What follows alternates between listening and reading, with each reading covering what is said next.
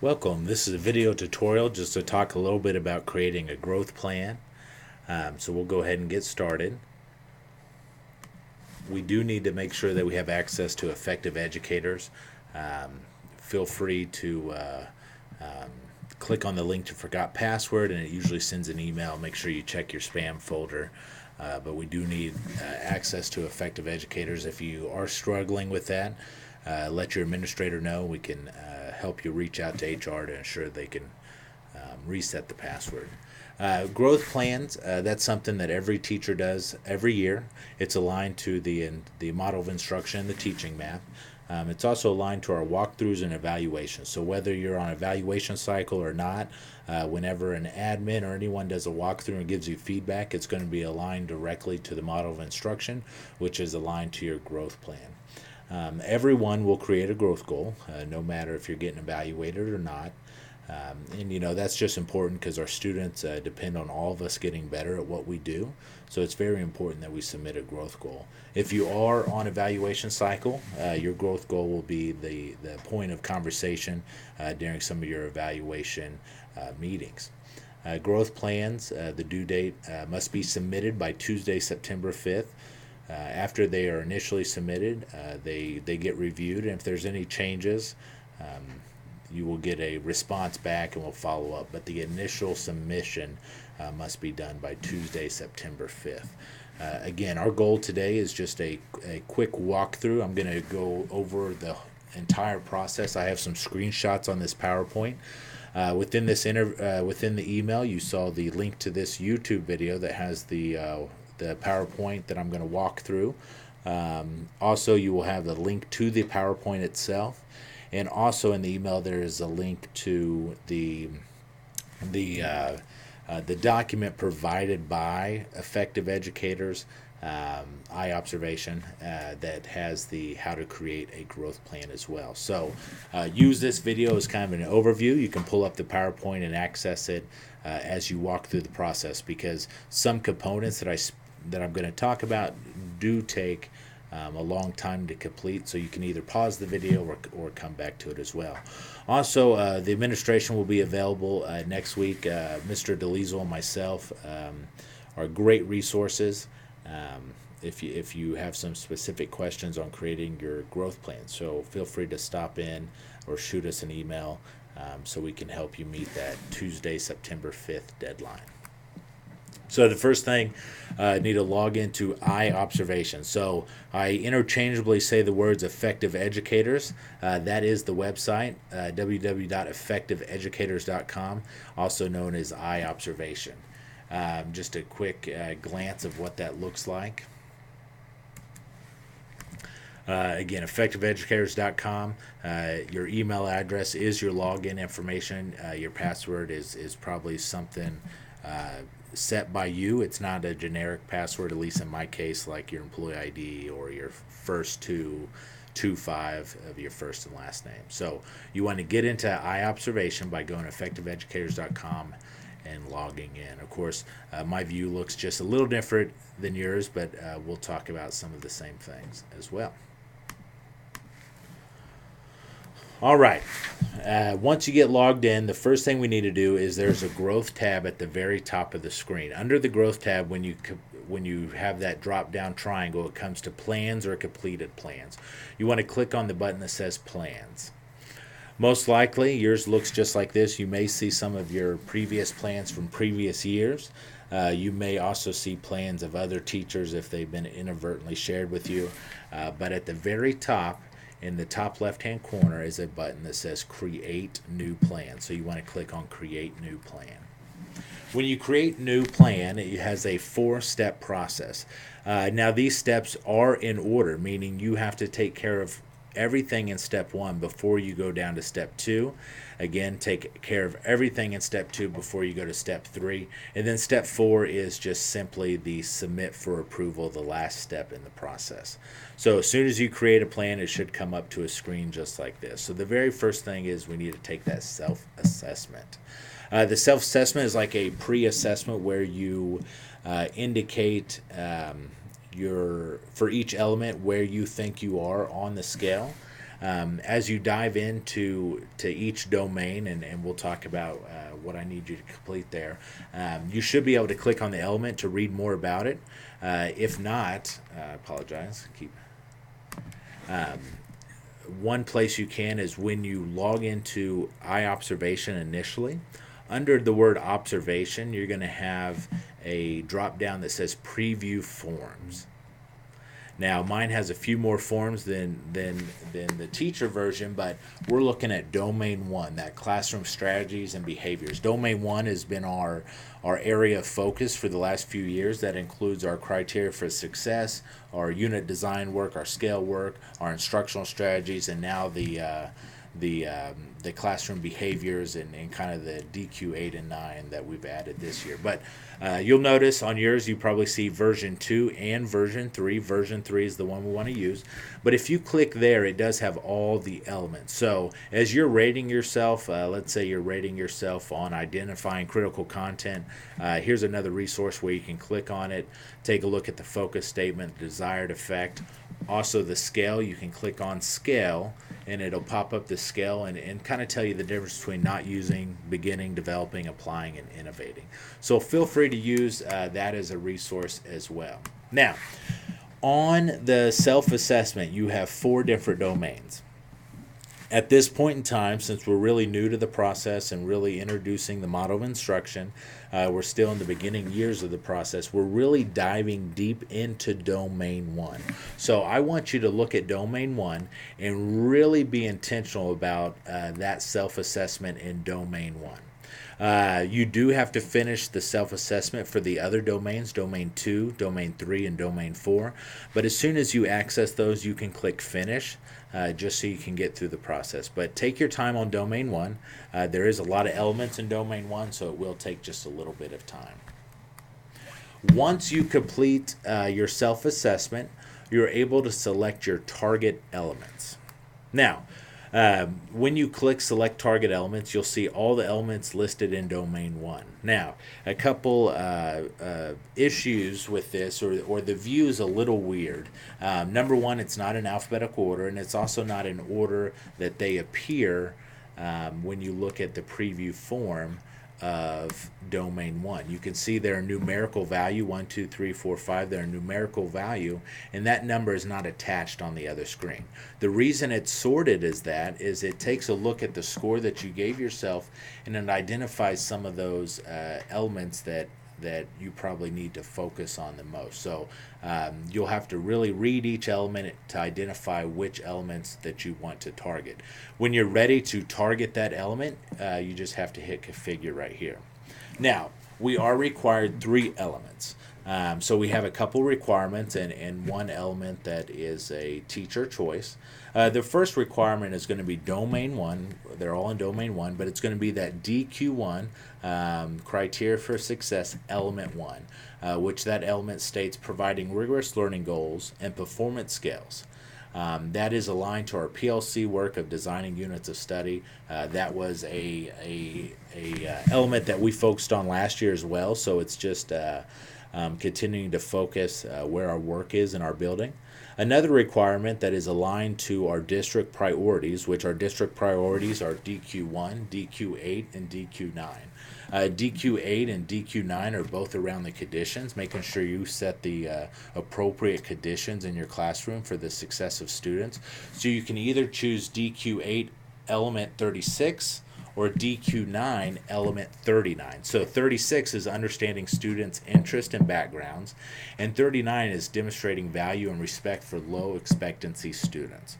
So you are required to choose either the first element 36 or the second element 39. So that takes care of 2 of your 3 elements. The third element is going to be an element of choice somewhere within the instructional column on the teaching map. So the instructional column includes DQ2, DQ3, and DQ4, which is indicated by elements 6 through 23. Now, again, when you're choosing the elements, they don't have the numbers listed. So when I'm referring to numbers, I'm referring to, again, this document right here, which is, again, an effective educator. So your instructional column is that middle column right there. where it talks about lesson segment addressing content. DQ2, how do we help students interact with new knowledge? DQ3, how do we help students practice and deepen new knowledge? And DQ4, how do we help students generate and test hypotheses? So, DQ1, element 1 is a requirement, so providing rigorous learning goals and performance scales. DQ8, 36, understanding student interests and backgrounds, or DQ9, 39, demonstrating value and respect for low expectancy students is another requirement, so that takes care of 2. And the third element is going to come from the instructional column, this middle column, either DQ2, DQ3, or DQ4. Once you identify the 3 elements that you're going to focus on, once you choose the one from DQ8 and 9 and choose your additional instructional strategy element, you start to begin to write up on each element. So when you click on the element, so I'm going to go back a couple slides. Once you hit configure on each element, so providing rigorous learning goals and performance skills, everyone's going to choose that one. You would click on configure. Once you click on configure, this pops up. This is probably already highlighted. This highlights where you've chosen based on your pre-assessment or your self-assessment, and you want to identify what your final goal is. In order to see student success, applying should be our goal. It's really easy to go from beginning developing, and it's easy to go from developing to applying. We can begin applying or even be in developing for a while and still make significant gains in our classroom. So really you can refer back to the document that we've been going to multiple times if you want some more clarification around each one of those scales. So identify where you want to be, your final goal for each element. Once you do that, you have 3 questions that you have to answer.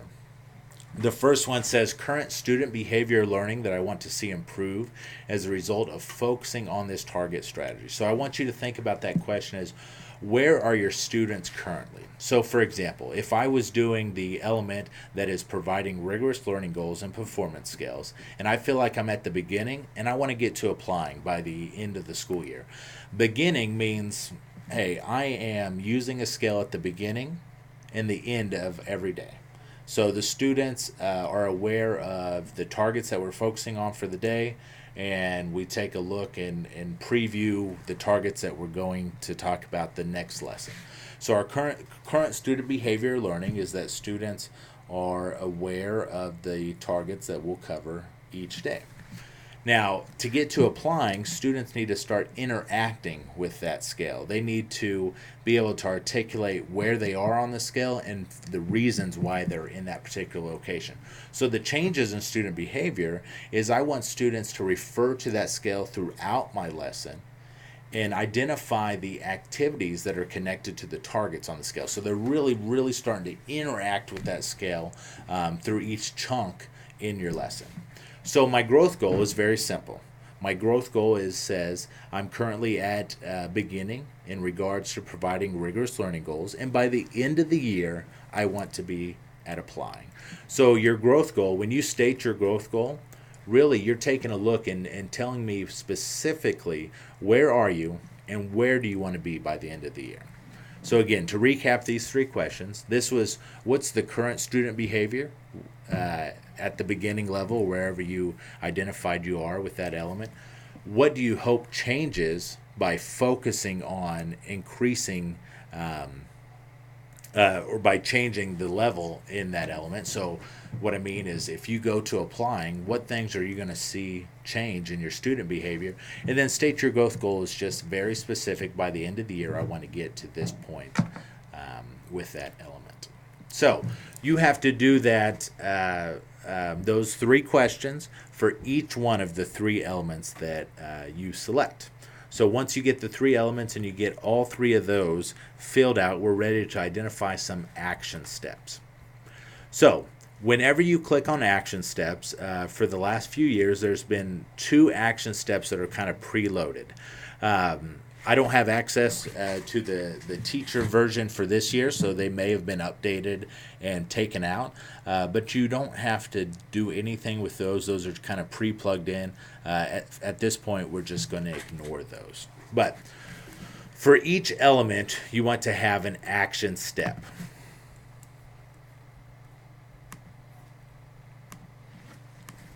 So when you click on add a step, you're going to specifically talk about the action step you want to choose. If you click right here, it has action step ideas, and those are very generic ideas. There's some really good ones, create a reflection log, stuff like that. You are more than welcome to use those, but don't let that put you in a box on your ideas of action steps. But here's how I like to think about action steps. Each element needs to have 3 action steps, at least. You can have more. Each element needs to have 3 action steps, and those action steps should be what are you doing right now to help meet your goal? What are you going to do kind of in the short term? And what are you going to do kind of in the long term? For example, if I go back to my example about providing rigorous learning goals in the classroom, I have students create. I'm creating scales. I'm putting them in front of kids, but I want students to interact with scales some more. So maybe one of my action steps is to meet with my supervising administrator or Mr. DeLiesel to go over the creation of my scales. I need a well-crafted scale to put in front of students. So that's going to be a monthly check-in. So that would be one action step. The action step is to meet monthly with my instructional coach to go over the creation of my scales. So on the date here, I apologize. On the date here, you can put monthly. Maybe you want to do bi-weekly, quarterly, whatever you want to do. The date doesn't have to be a specific date. It can be a period of time in which you're going to do that action step. Under element, you'd want to choose the element that is most likely tied. Maybe you want to meet with Mr. DeLiesel on all your elements, so you just choose all, and that can be one action step for each one of the elements, okay? But if it is very specific to an element, indicate which element it is. And then add a resource. Reflection log is always a good one you can add, but you're not necessarily required to add anything. But the action step is what you're going to do, and then put the frequency. So as we start to come back and reflect on this, we can look if we've kind of met the date. Have we been meeting each month? We said we would do it monthly. Have we been good about doing it each month? So that would be one action step. That's kind of my short-term or ongoing goal. Something I can start right away is meeting with Mr. DeLiesel. A short-term goal is what is something that you're going to do by the end of the first semester. So if I think about providing rigorous learning goals, one thing I'm going to start by the end of the semester might be having students identify what targets they have completed at the end of the hour. So I feel like I've done really well with introducing the scale at the beginning of class, but at the end I just talk. So maybe I want more student voice around that, more student voice around the scale. So I have students identify where they are on that scale, talk about the evidence of how they know they've completed each target. So that would be my short-term goal. Now, by the end of the year, in my original, when I picked my element, I wanted to get to applying. So students are really starting to interact with the scale. So what do I need to do to make sure I get to applying on that element? So my long-term goal is that I use the scale at the beginning and end of every lesson and during every chunk of information. So as I move to another target in the classroom, I put the scale in front of students and I monitor a majority of my students to make sure they can articulate where they are on the scale and the reason why they've completed a target or the additional information they need to complete. So that helps me, that kind of gives me these steps to get to applying by the end of the year. So that's what action steps are. They are the steps that you're going to take throughout the year to get to your goal, whatever that may be. So again, if you need some action step ideas, feel free to reach out to your supervising administrator or your instructional coach, and we can give you some ideas. But don't overthink the process. The idea for action steps is to have some things in writing that we can check in on along the way, to make sure action steps are not concrete. We can finish an action step. We can create another action step along the way, but easy way to think about it is what can you do right now, right away? What can you do in the short term, and what can you do in the long term? So again, there should be a minimum of 3 action steps per each element. And also think of a way to reflect on your progress achieving your growth goal. So hopefully we'll check in on your growth goal throughout the year, where we can kind of reflect on the action steps and mark some of those in progress or completed as well. So that's kind of the overview. Once you get your action steps done, you go back to step 4, which is to submit for approval. Your supervising administrator and or evaluator this year will give you feedback on your growth goal and let you know if it's ready to implement or if there's some things that need to be adjusted or changed. So growth plans need to be submitted by Tuesday, September 5th. Growth plans will be monitored and referred to throughout the year. Also, please be sure to share your growth plan with Brian DeLiesel. All the admins see everyone's growth plan, but Brian can only have access if it's shared, and Brian uses that to have those coaching conversations.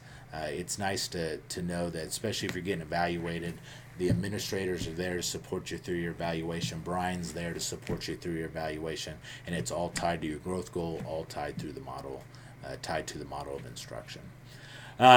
Again, hopefully this video helped. You also have the PowerPoint in your email as well, along with the document that kind of walks through the steps. Brian and myself will be available by email. Pop in, and if you have any specific questions. All right, thank you very much.